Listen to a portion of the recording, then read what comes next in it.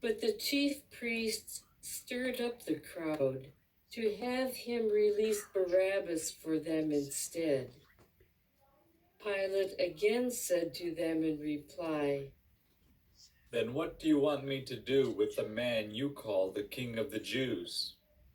They shouted again, "Crucify him!" Pilate said to them, "Why? What evil has he done?" They only shouted the louder, "Crucify him!" So Pilate, wishing to satisfy the crowd, released Barabbas to them. And after he had Jesus scourged, handed him over to be crucified. The soldiers led him away inside the palace, that is, the praetorium, and assembled the whole cohort. They clothed him in purple, and weaving a crown of thorns, placed it on him. They began to salute him with, "Hail, King of the Jews," and kept striking his head with a reed and spitting upon him. They knelt before him in homage. And when they had mocked him, they stripped him of the purple cloak, dressed him in his own clothes, and led him out to crucify him. They pressed into service a passerby, Simon, a Cyrenian, who was coming in from the country, the father of Alexander and Rufus, to carry his cross. They brought him to the place of Golgotha, which is translated place of the skull. They gave him wine drugged with myrrh, but he did not take it. Then they crucified him and divided his garments by casting lots for them to see what each should take. It was 9:00 in the morning when they crucified him. The inscription of the charge against him read, "The King of the Jews." With him, they crucified 2 revolutionaries, one on his right and one on his left. Those passing by reviled him, shaking their heads and saying, "Aha! You who would destroy the temple and rebuild it in 3 days, save yourself by coming down from the cross." Likewise, the chief priests with the scribes mocked him among themselves and said, "He saved others. He cannot save himself. Let the Christ, the King of Israel, come down now from the cross, that we may see and believe."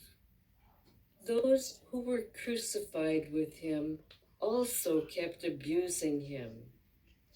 At noon, darkness came over the whole land until 3 in the afternoon.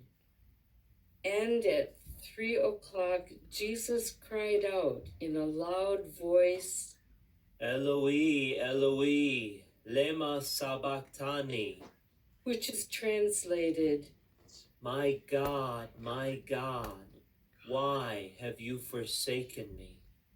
Some of the bystanders who heard it said, "Look, he is calling Elijah." One of them ran, soaked a sponge with wine, put it on a reed, and gave it to him to drink, saying, "Wait, let us see if Elijah comes to take him down." Jesus gave a loud cry and breathed his last.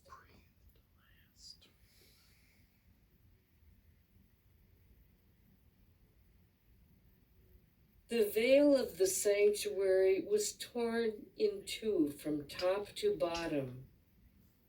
When the centurion who stood facing him saw how he breathed his last, he said, Truly, this man was the Son of God. There were also women looking on from a distance. Among them were Mary Magdalene, Mary, the mother of the younger James, and of Joses and Salome. These women had followed him when he was in Galilee and ministered to him. There were also many other women who had come up with him to Jerusalem. When it was already evening, since it was the day of preparation, the day before the Sabbath, Joseph of Arimathea, a distinguished member of the council, who was himself awaiting the kingdom of God, came and courageously went to Pilate and asked for the body of Jesus. Pilate was amazed that he was already dead.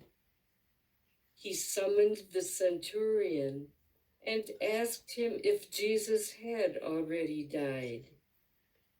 And when he learned of it from the centurion, he gave the body to Joseph. Having bought a linen cloth, he took him down, wrapped him in the linen cloth, and laid him in a tomb that had been hewn out of the rock. Then he rolled a stone against the entrance to the tomb. Mary Magdalene and Mary, the mother of Joses, watched where he was laid. The Gospel of the Lord.